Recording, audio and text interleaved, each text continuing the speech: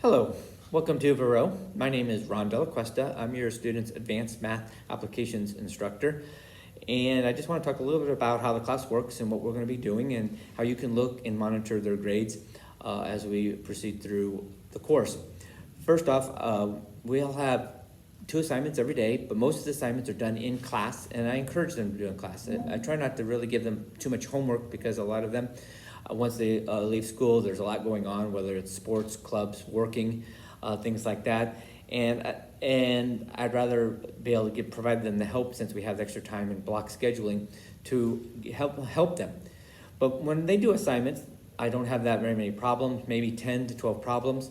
But as they're doing them, I can help them, and then I grade it. I grade 3 or 4 of those problems that they do. I don't grade every single one, but I grade the problems that I would take off of their assignment and put on a quiz or a test, and give them some feedback on how they're doing them. And I ask that they look at what I'm grading so they know what's on a test or a quiz. That's a great way to review. But also looking at why they're missing the problems, trying to apply their learning a little bit, not just getting a grade and moving on. Because a 9 out of 10 and an 8 out of 10 on a homework grade really it looks good in Canvas, but in reality, they're not passing that assignment, which means they may not pass a quiz or a test. So I'm trying to have them develop good study habits and ask questions and apply what we're doing in terms of trying to learn.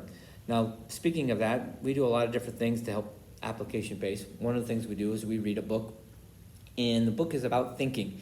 And to me, math is about thinking, and it's written by calculus professors from college that have taken and tried to understand why students can get out math or calculus or anything, and broken it down into thinking skills. And I go through how to go through thinking, and we read a book on that, and then we apply that to the math that we're doing, which then would apply to any discipline area to help them beyond just this class, but any class and beyond this year. The other thing that we do is called a budget challenge. So in the spring, we'll do an actual program. It's an online program that puts these students in a situation where they have to manage money and understand what money really means, understanding taxes, understand interest rates, understand credit cards, understand bills, and apply some of the basic fundamental math concepts they've learned over the last 12 years of school into a real life situation. And for a lot of them, they think they have a better understanding until they actually do it, and it's trying to hopefully help them be a little bit better understanding of this once they graduate. And so it kind of scares them, which is kind of fun to watch, but at the same time fun to have those kind of conversations now when it's just a simulation. So it's a great learning experience, and we do that in the spring. So that's kind of that application base. My assignments that we do are short, and they're not intended to be homework, but sometimes they become homework because I want them to be able to do it in class and get help in class.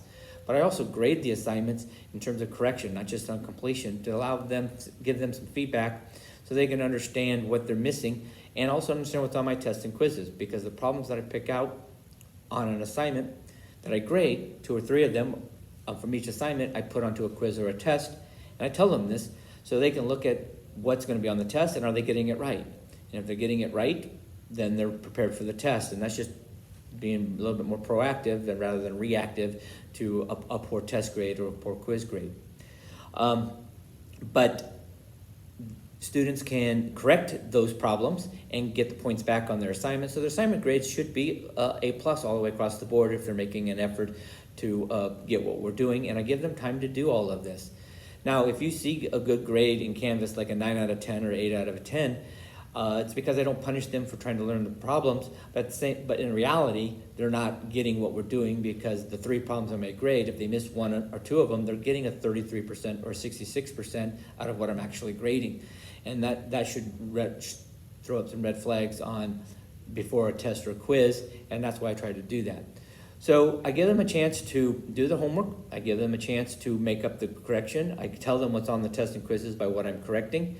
And we do some application-based type of things and have some discussions to help put meaning to what they're actually doing, and answer the age-old question of, well, when am I ever going to use this? Well, here's when they're going to use it, and hopefully that engages them throughout the entire year and not get into senioritis and start to shut down.